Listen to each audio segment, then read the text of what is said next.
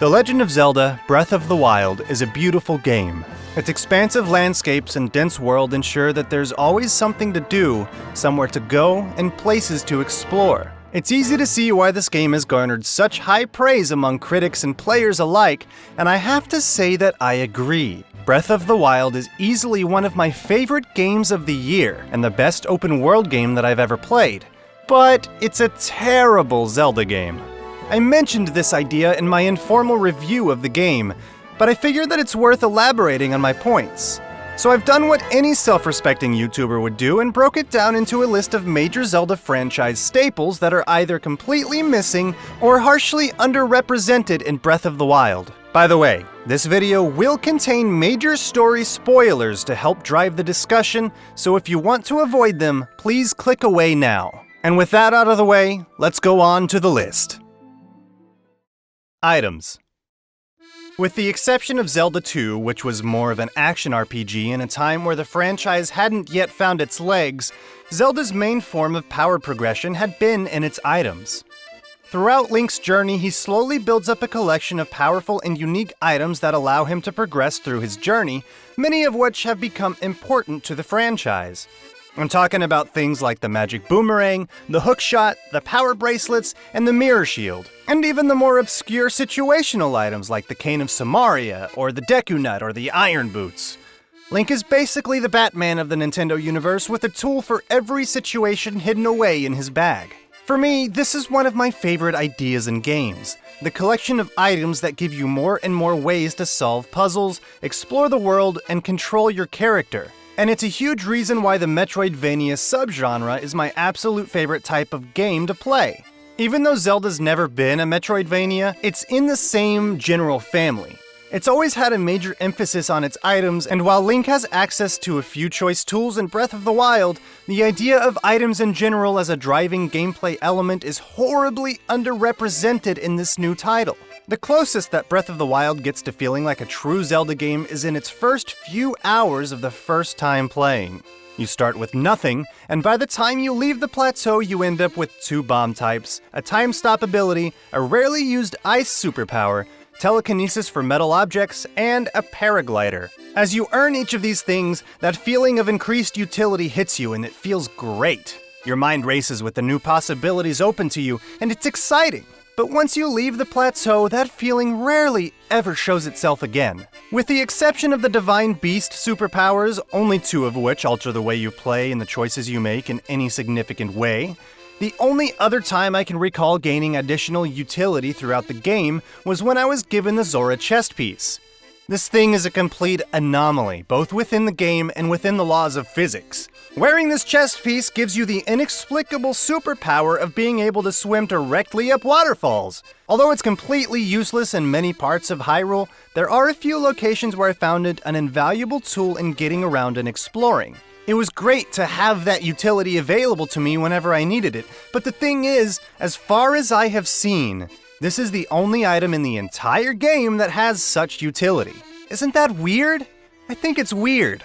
Once you leave the plateau, almost the entire game is played in the same way with the same tools. Nothing in the world is blocked off to you just because you don't have a hookshot or the power bracelets, and with the exception of managing your temperature in certain areas, you can literally go anywhere at any point. Remember, I'm not necessarily saying that this is a bad thing on its own, it's just not what I've come to know Zelda to be. Oh, and there's more. How can I have a section about items without even talking about the Master Sword? You know, the legendary sword, aeons old, meant to be wielded by none other than the holder of the Triforce of Courage?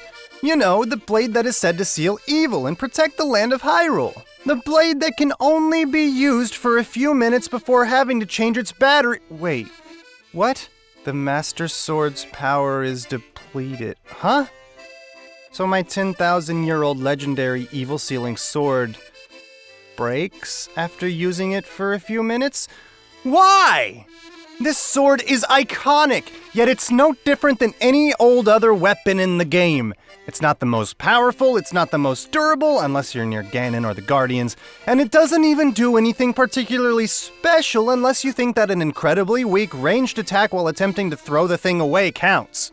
Sure, the sword doesn't actually break, but it's pretty much the same thing. It runs out of energy and needs some time to recharge, but come on! This is the legendary blade. I can accept the fact that it might not be the strongest weapon in the game, but for some reason, the fact that it runs out of batteries is something that I find profoundly insulting, not just to me, but to the franchise and the idea of Zelda and the Master Sword in the first place. Master Sword? More like Master Board, am I right? Shut up! Real dungeons. Something that I've come to associate very closely with the Zelda franchise is the inclusion of dungeons. Whether the game calls them levels, palaces, temples, or whatever, they take the form of a large and mostly independent structure with the goal of fighting, navigating, and puzzle-solving your way to the end and defeating the dungeon's boss. Along the way, of course, you find treasures such as the items from the previous section, or even cash or a myriad of other useful things. These dungeons are a large part of the reason why Zelda games have been so linear in the past, since usually they contain a crucial item or upgrade that is required to finish that dungeon and are often required to reach the next one. The biggest exception is A Link Between Worlds, where you can just buy any item in any order from a vendor, which allows you the liberty to tackle any dungeon in any order you wish. Even though I really liked that game, that wasn't a system that I particularly enjoyed or cared for. But that's not the focus of this video, so let's move on from that. Completing a dungeon represents a definitive milestone in your quest to defeat the game's big bad. You know you're one step closer to the end, and you often come out stronger, smarter, and better equipped. It felt good and rewarding, and it's something that's completely missing from Breath of the Wild. Now, before you jump down to the comments and start typing about how this video is stupid because something divine beasts, hear me out.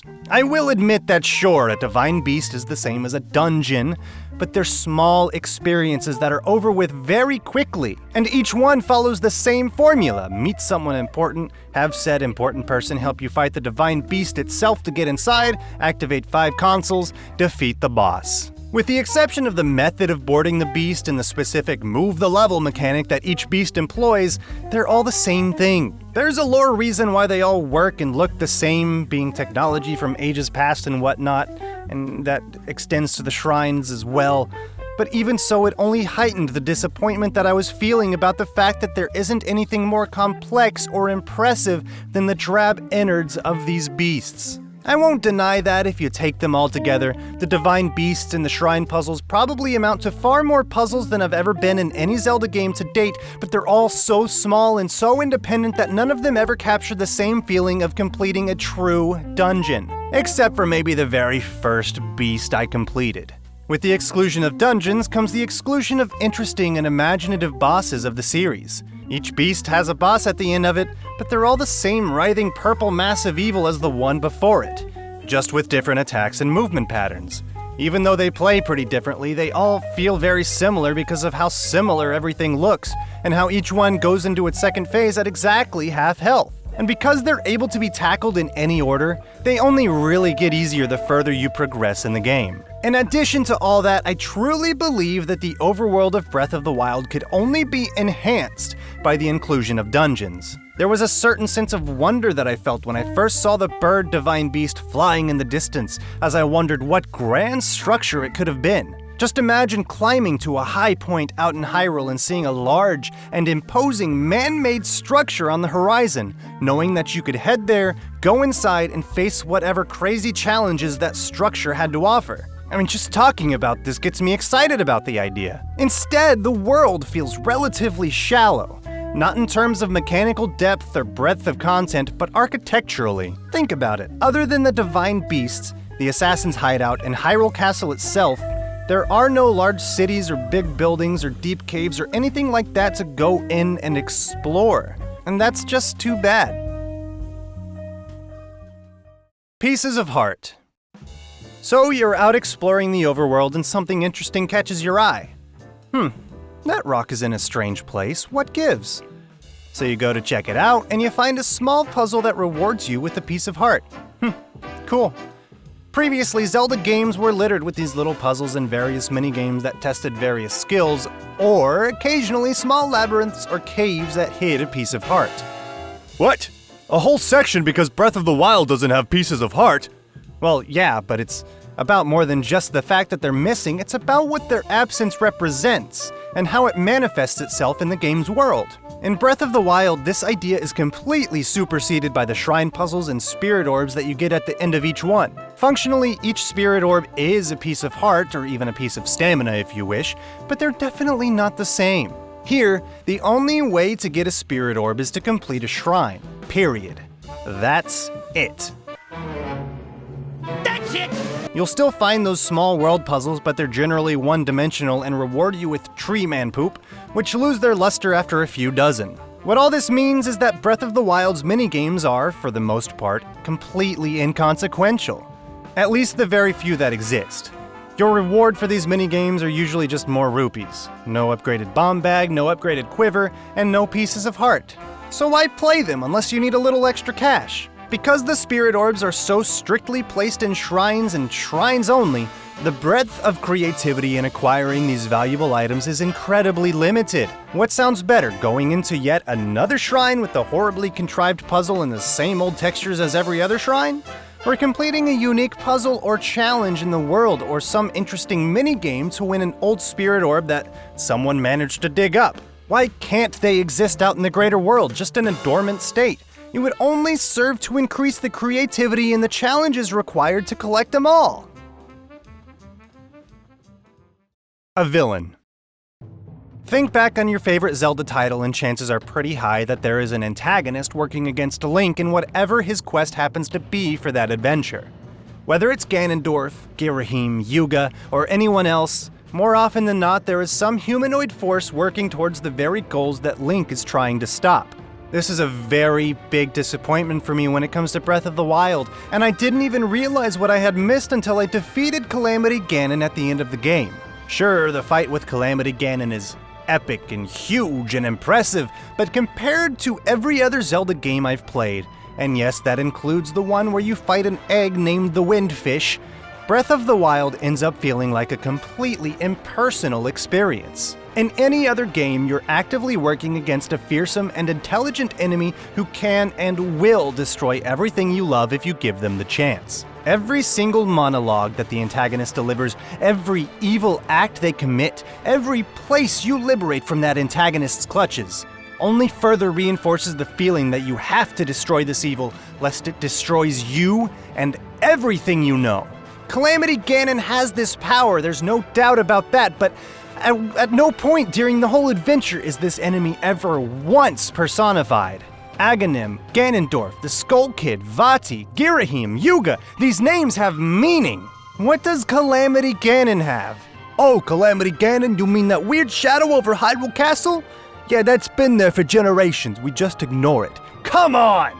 Breath of the Wild has no antagonist. It has no villain. It simply has a writhing purple mass of pure evil that will destroy the world if left unchecked. But somehow that feels less impressive or imposing or even dangerous than any of the previous villains that I named, and certainly less interesting. You'd think that the locked memories that you find as you explore the land of Hyrule would show some personification of this evil, perhaps Ganon in some humanoid form kicking Link's butt. But no. Even the final memory that you unlock that shows how Link was mortally wounded to the point of requiring the Resurrection Chamber shows that our hero got his ass handed to him by Guardians. Not Ganon, not even Calamity Ganon himself, but some stupid machines that were corrupted by evil. Boring. That's all the big points, but here are a couple of honorable mentions. Some notable subjects that have been a big part of Zelda games in the past, but don't necessarily contribute to the feel of being a Zelda game on their own. First, a companion. Ever since Ocarina of Time came out back in 1998, every 3D Zelda game, and even a couple of the 2D ones, had some sort of companion to accompany Link on his quest.